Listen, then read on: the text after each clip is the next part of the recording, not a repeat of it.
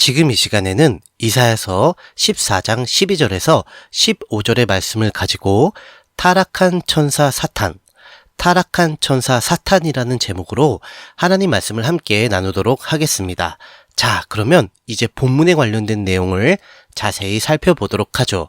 오늘 본문을 잘 이해하기 위해서는요, 먼저 한 가지 살펴봐야 할 내용이 있는데요. 그것은 바로 하나님께서 창조하신 피조물의 종류입니다.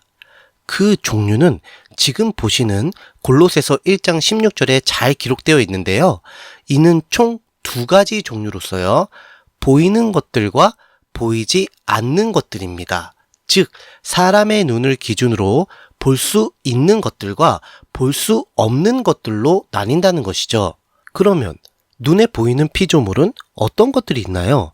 네, 우리가 일전에 살펴본 창세기 1장 1절에 포함되는 모든 것들입니다.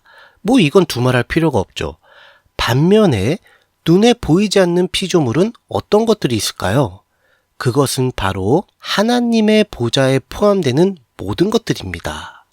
우리가 눈으로 볼 수는 없지만 그러나 반드시 존재하는 하나님의 보좌. 여기에는요, 다양한 피조물들이 있는데요. 그 중에서 가장 대표적인 것은 뭐니 해도 바로 천사들입니다. 오늘 본문에 등장하는 사탄 또는 마귀라고도 하죠.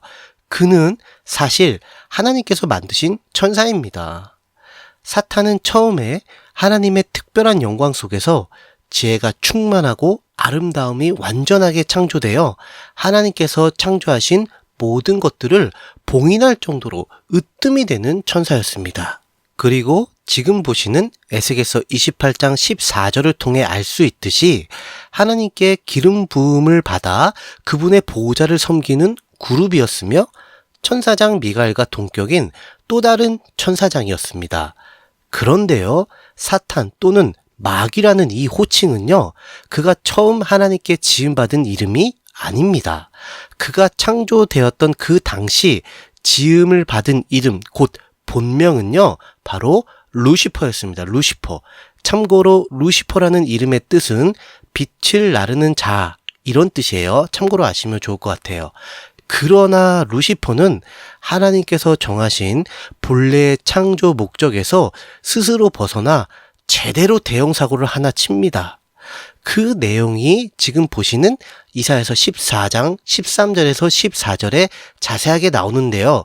그것이 무엇이냐면 자신의 자리를 하나님의 자리보다 높이려는, 또 지극히 높은 이 곧 하나님과 같아지려는 교만의 반역을 저지르게 됩니다. 그러나 제 아무리 뛰어난 존재라 하더라도, 그렇다 하더라도 하나님께서 보시기에는 어때요? 한낱 무지하고 무능한 피조물에 불과한 존재일 뿐입니다. 그런 존재일 뿐임에도 불구하고 사탄은 홀로 절대 주권을 가지신 유일하신 전지전능한 창조주 하나님이 되려는 그 교만 때문에 결국 타락하게 되어 죄의 창시자이자 사망의 근원이 되어버린 것입니다. 이 때문에 하나님을 대적하고 반역을 일으켰으나 도리어 하나님께 저주를 받았죠. 그래서 자신을 추종하는 다른 타락 천사들과 함께 하나님의 보좌에서 순식간에 쫓겨나게 되었습니다. 즉, 사람의 눈에 보이지 않는 하나님의 보좌에서 쫓겨나 사람의 눈에 보이는 세상으로 곤두박질 치면서 추락하게 된 것이죠. 그러나 여전히 변함없이 스스로 하나님이 되는 반역, 곧 교만의 죄악을 버리지 못한 사탄은 그 후에도 하나님을 직접적으로 공격할 수가 없으므로 그 방향을 바꿉니다. 어떻게 바꾸냐? 하나님의 형상과 모양대로 창조된 사람을 공격함으로써 하나님께 우회적인 데미지를 안기려 했습니다. 직접 공격을 못하니까 이제 간접적으로 하나님의 심장과 같은 그 형상과 모양대로 창조된 사람을 공격해서 데미지를 안기려 했단 말이에요. 아주 사악하고 간교하죠? 그 방편으로 창조의 능력이 전혀 없는 피조물에 불과한 사탄은 자신을 숭배할 존재와 세상을 만들기 위해서 현재의 세상의 천지창조 이후 뱀을 통해서 아담과 하와를 유혹하여 선악과 범죄를 저지르게 함으로써 하나님을 대적한 교만의 범죄에, 그러니까 자기가 저지른 그 교만의 범죄에 사람을 동참케 하여서 그 죄를 전가시켰습니다. 그래서 그 죄를 전가시킴으로 하나님과 사람의 연합 관계가 단절되었죠.